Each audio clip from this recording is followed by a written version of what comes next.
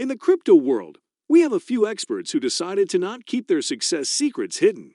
And one of that gems is Ben Armstrong, aka BitBoy. We all know him from his YouTube channel. And in the Thai video, we are going to explain how BitBoy predicted the crash of FTX.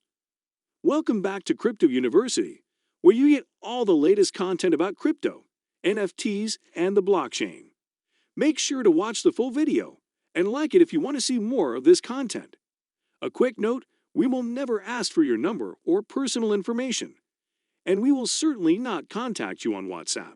So please be aware of the scams and the spam comments in the comments section.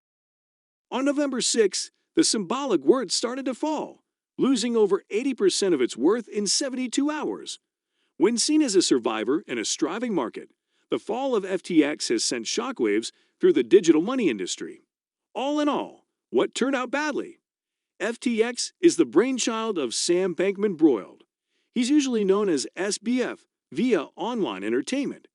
He's been recently hailed as a deliverer of the crypto business.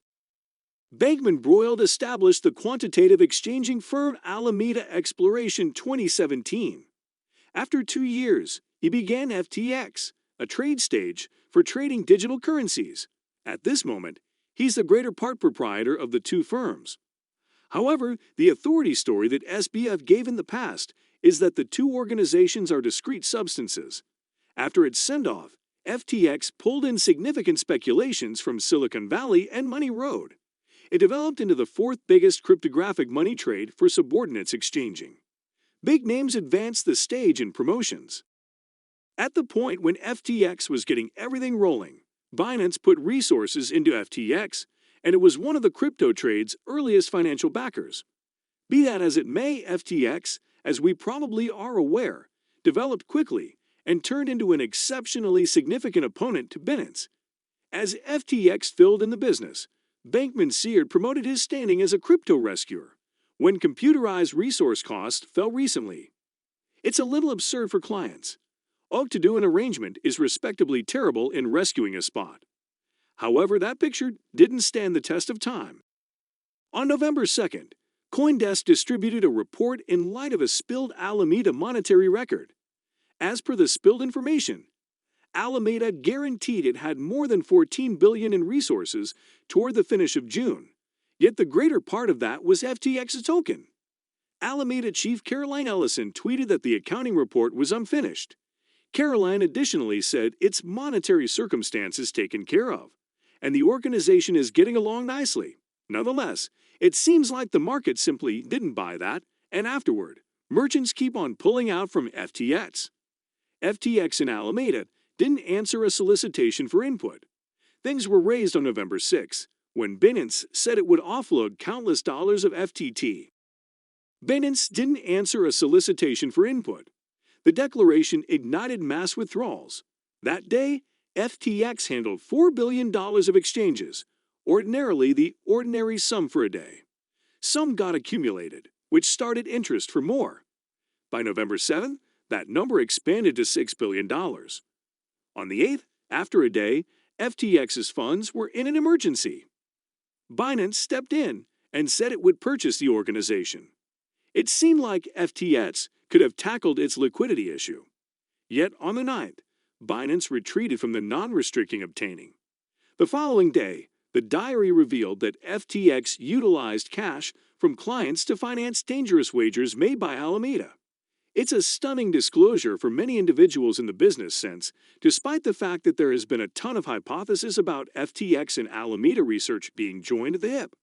No one might have predicted that SBF was ready to move billions of client assets at his crypto trade to help his crypto exchanging firm.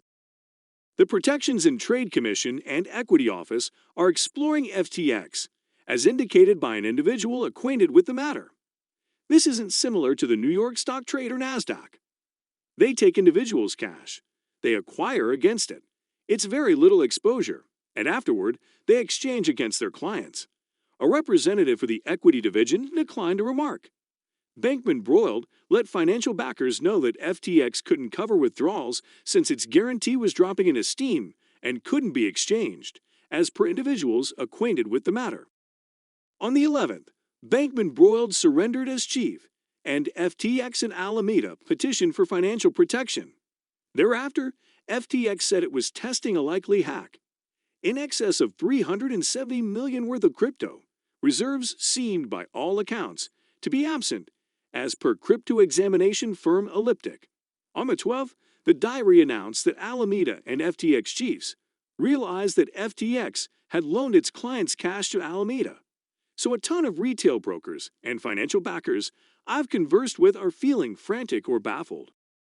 Most individuals in the business could never have seen this approach in light of the fact that FTX is a particularly predominant player. The aftermath has driven different organizations to promote their stores and call for more straightforwardness in the business. As of November 11th, as per the insolvency recording, FTX assessment of their liabilities would make it the biggest crypto-related Chapter 11 at any point document. What do you think of today's video? Comment down below if you have any opinions on the topic. Make sure to watch more informational videos on our channel. Don't forget to subscribe to the channel and come back for more videos like this one.